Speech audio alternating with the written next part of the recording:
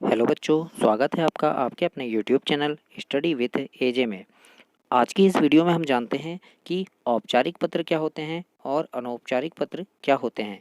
इन्हें मैं आपको उदाहरण सहित बताऊंगा कि कौन से औपचारिक पत्र कहलाते हैं और अनौपचारिक पत्र हम किसे कहते हैं, कैसे लिखते हैं, ये भी हम उसे देखेंगे। तो बच्चों, पत्र लेखन का ज्ञान होना बहुत ज़रूरी है, क्योंकि अधिकारियों आदि तक अपनी बात को पहुंचाने के लिए पत्र लेखन ही एक माध्यम होता है, जिससे हम अपनी बात को उन तक पहुंचा सकते हैं।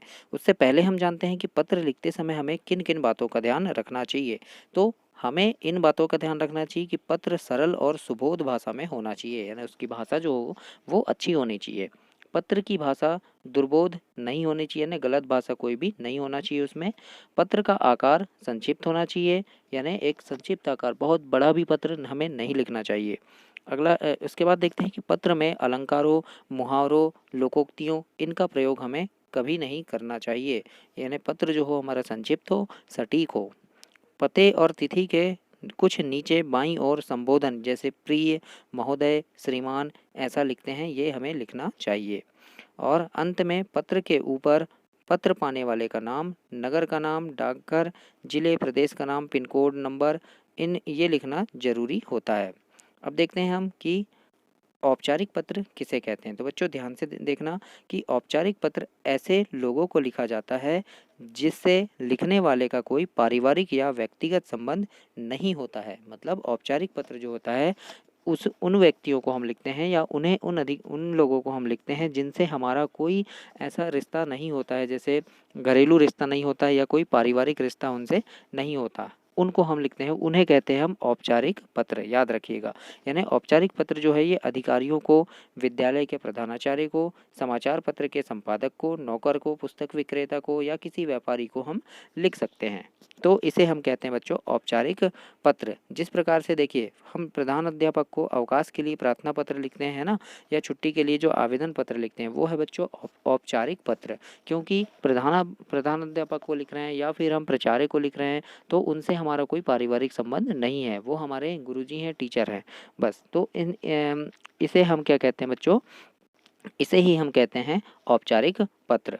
उसके बाद हम देखते हैं, जैसे हम दंड माफ़ करने के लिए प्रधानाचार्य को पत्र लिख दीजिए, ट्रांसफ़र सर्टिफिकेट के लिए जो पत्र लिखते हैं, या फिर हम जैसे कह सकते हैं कि नगर पालिका अधिकारी को गंदगी बहुत है तो मोहल्ले की सफाई के लिए जो पत्र लिखते हैं, है ना। बिजली विभाग के कर्मचारियों को हम पत्र लिखते हैं कि बार बार बिजली बंद हो रही है, या फिर जिला दंडाधिकारी को हम पत्र लिखते हैं कि ध्वनि प्रदूषण रोकने के लिए जो पत्र लिखा जाता है। तो ये सब है बच्चों औपचारिक पत्र। तो इनको हम बोलते हैं औपचारिक पत्र। अब आगे देखते हैं अनौपचारिक पत्र किसे कहते हैं। तो बच्चों, चैनल को सब्सक्राइब करना। इस चैनल में आप लोगों के विषय से संबंधित, आपकी कक्षा से संबंधित बहुत ही महत्वपूर्ण वीडियो हैं जो आपके परीक्षा में बहुत काम आ सकती हैं। तो उन वीडियो को ज़रूर देखें और उन्हें देखने के लिए चैनल सब्सक्राइब करें, वीडियो को लाइक करें और बेल आइकन प्रेस करना और अपने दोस्तों तक भी इसे शेयर करना। आइए देखते हैं अनौपचारिक पत्र किसे कहते हैं।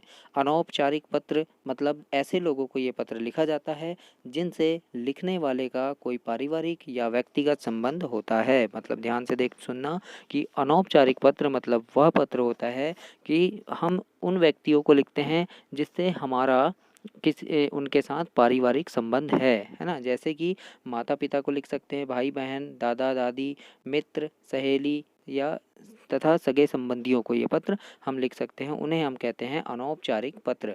जैसे कि देखो, अपने पिता को छात्रावास के विषय में बताना, है ना, या अपने पिता को, हम हॉस्टल में रह रहे हैं, छात्रावास में रह रहे हैं, तो अपने पिता को पत्र लिखें कि पिता अपनी पढ़ाई के विषय में बताना या परीक्षा की तैयारी के विषय में बताना। तो इन पत्रों को हम क्या कहते हैं, इन पत्रों को हम कहते हैं अनौपचारिक पत्र, जो अपने सगे संबंधियों या पिताजी को या फिर रिश्तेदारों को हम लिखते हैं, तो इन्हें कहते हैं अनौपचारिक पत्र। तो आज की वीडियो में इतना ही था बच्चों आपके लिए कि औपचारिक पत्र क्या है, अनौपचारिक पत्र क्या है। आशा करता हूँ आपको बहुत अच्छे से समझ आया होगा।